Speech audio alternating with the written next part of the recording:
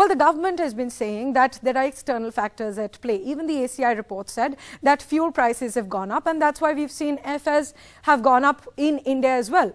But definitely the hike is high in India compared to other countries, right? Because the ACI report also said that our hike is the highest in Asia Pacific. So what are the reasons for this particularly high airfare hike in India? Well, thank you for having me on the show. And apart from everything else that you've covered brilliantly, let me just bring to the fore a couple of other things.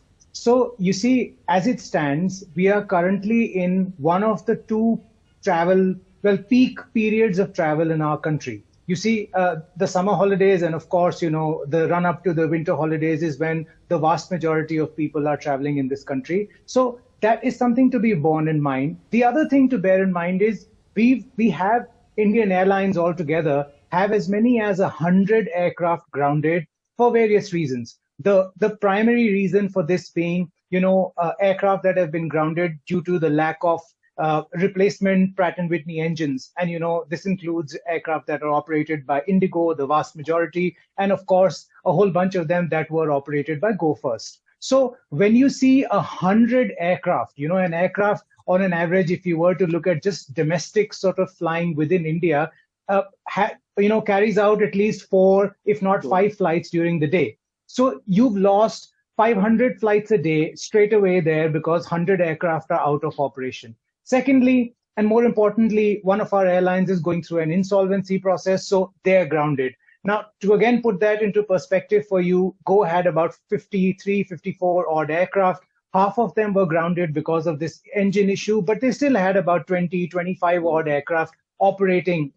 So you've lost that capacity. And subsequently, now when you add the holiday season to the mix, we have a classic situation where there's not enough seats available, there's a dearth of supply, and everybody wants to travel, which is why we've seen airfares shoot up. Now, in my opinion, as the summer travel period ends, so from the first week of July, we will see fares fall because the July, August, September quarter is again one where a lot of people don't really travel. But this issue with higher airfares will surface again in the winters, in winter, because unless and until, this issue with all these engines these engines are replaced, which is highly unlikely. And, we have all these aircraft come back into service. So yes, we may well be here in 6 months, in December, talking about the same issue. And that's just unfortunately due to all these external factors.